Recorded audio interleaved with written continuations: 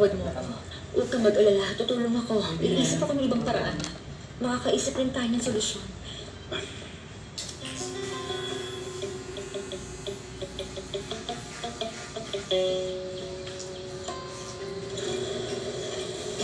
May papalabas.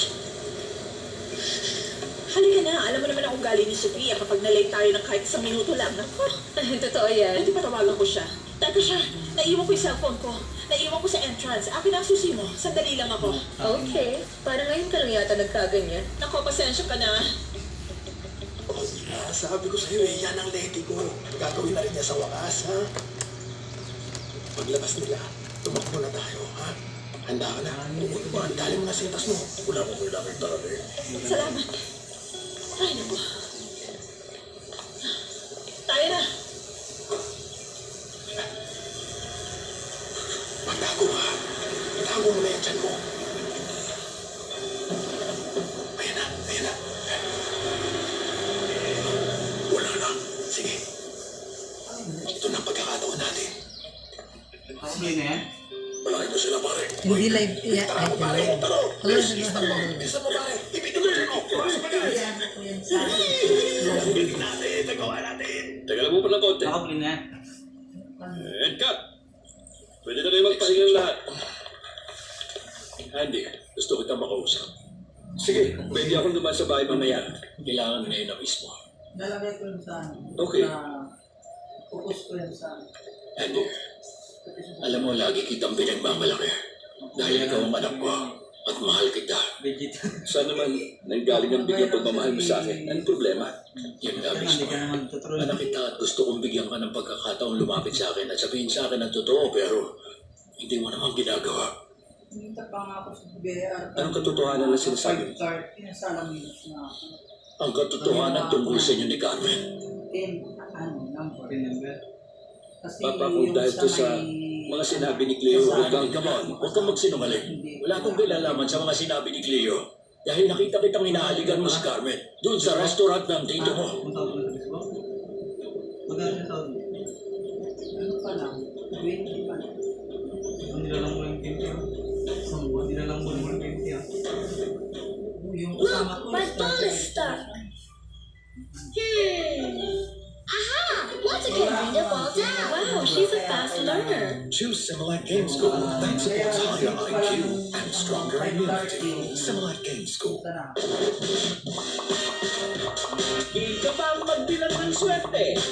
Una sa Todo Max, Primetime 5, abangan! Paparating na ang romantic investigative K-drama sa TV5. Umpisahan natin ang briefing sa Metro Serial Murder Case. Isang pulis na gusto lang ng peace. Siya si Officer Koji sa Tawang Suri Subway Station. At isang makatarungan pero troublemaker na pulis. Ako po si Constable Yuri. Nandito ako para sa interview. Tatambali para siya sa atin ang nakatakong krimen. Kailangan natin siya mahuli. Siya yung Subway Ghost. Ano? Catch the Ghost. Abangan!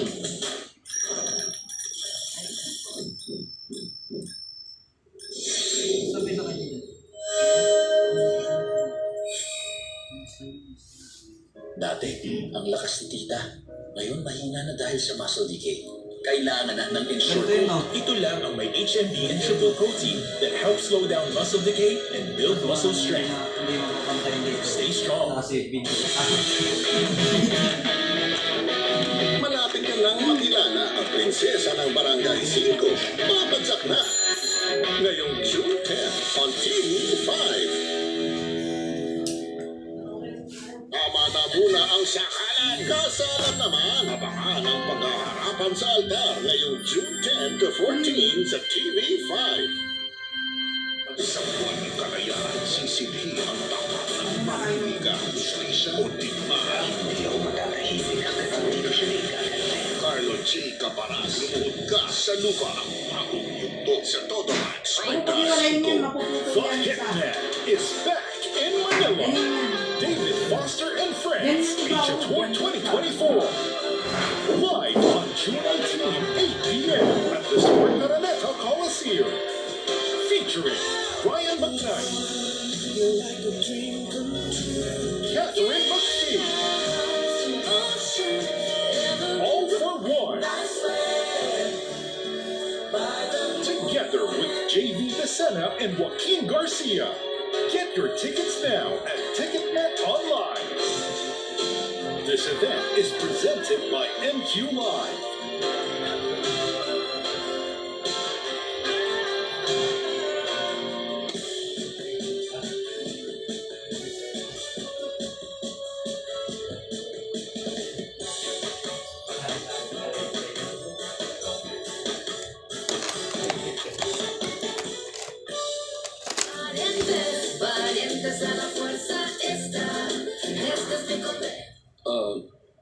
Papa, ano bang sinabi ni Carmen? Hindi, come on.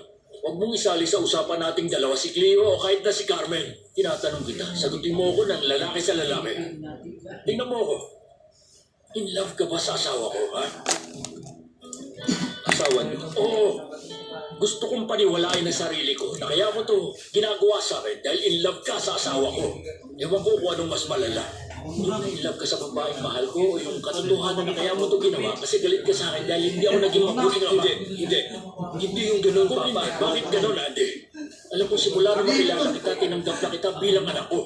Mahal ka pa sa akin, Andy. Kayo na lang ang meron ako ngayon. Mula nang mawala si Mama, ayaw ko rin siyang mawala kaso may mga pangyayari talaga sa buhay natin na hindi natin makontrol. Pangako, hindi na ako makikinig sa inyo ni Carmen.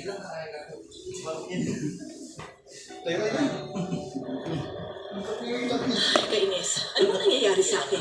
Parang palagi ko na lang nakakalimutan ng cellphone ko. Baka sa edad na yan. Grabe ka naman. Naalala ko tuloy yung phone ko. Pakikuha mo nga sa bag ko. Diyan, Sige, ito na. Salamat. May tatawagan ka? Wala naman. I-activate ko lang ang alarm system. Ano? Alarm? Bago lang yon? Oo. Nagpalagay si Wesley ng alarm kasi palagi ko raw nakakalimutang i-lock ang pinto. Madali lang gamitin. I-enter lang ang pin. Ayan. Nakaset na. Kapag may nagbukas ng pinto o bintana, makakatanggap ako ng notification at dadating na agad ang mga pulis. Ganun lang. Ang galing, di ba? Amazing.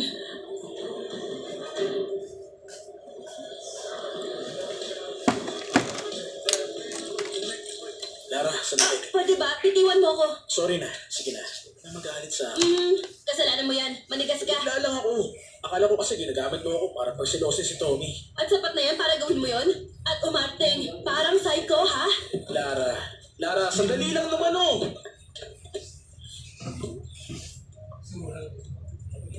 Seryoso ka ba? Hindi ako makapaniwala sa sinabi mo. Uy, huwag mo naman akong pagtawanan dyan. Hindi naman kita pinagtatawanan, Tomas. Kaya lang para sa isang lalaking tulad mo na sobrang cute, charming, at may sense of humor, hindi ako makapaniwalang wala ka pang karanasan. Kakaloka ka. Dapat kasi talaga si Lara magiging first time ko. Pero yun nga, mas pinili niya si Alan. At ang loko na yun, sinabing wala pa rin siyang karanasan para makaisa lang. I know. Nakwento nga ni Alan at nasabi rin niya sinisiraan mo siya kay Lara. Kaso pati na pati siya kay Alan. Kaya hindi siya naniwala sa'yo. Pero alam mo, that's her problem. Hindi niya alam kung anong pinasok niya. Maloko kaya si Alan. Sinabi mo pa, yun na nga ang kinagagalit ko eh. Hindi kasi yung nakikita ni Lara. Ewan ko ba kung bulag ba siya o baka... Hey, Tommy, get over it. Ganito na lang, habang nandito ako, tuturuan kita ng mga moves ko. Paano moves? Kung paano ginagawa? Kung paano mo ihahanda ang sarili mo sa labanan. Okay. Sige. Bibigyan kita ng example. Kunwari sa pagkain, imagine mo ang isang masarap na pasta. Anong una mong gagawin? Pangukuluan mo muna ang noodles hanggang sa maluto ito. Tama? Pagkatapos nun, hahaluin mo at hahanguin mo na mula sa apoy. Tamang timing lang para sa isang perfect na al dente pasta. Nakuha mo ba? Okay? Wow. Sa nakikita ko mukhang expert ka nga sa kama pero hindi ko akalaing expert ka rin pala sa kusina. Tommy, hindi ako basta maganda lang. Tuloy na natin, okay? Kunyari ako ang pasta. Tapos gagawin mo akong al dente.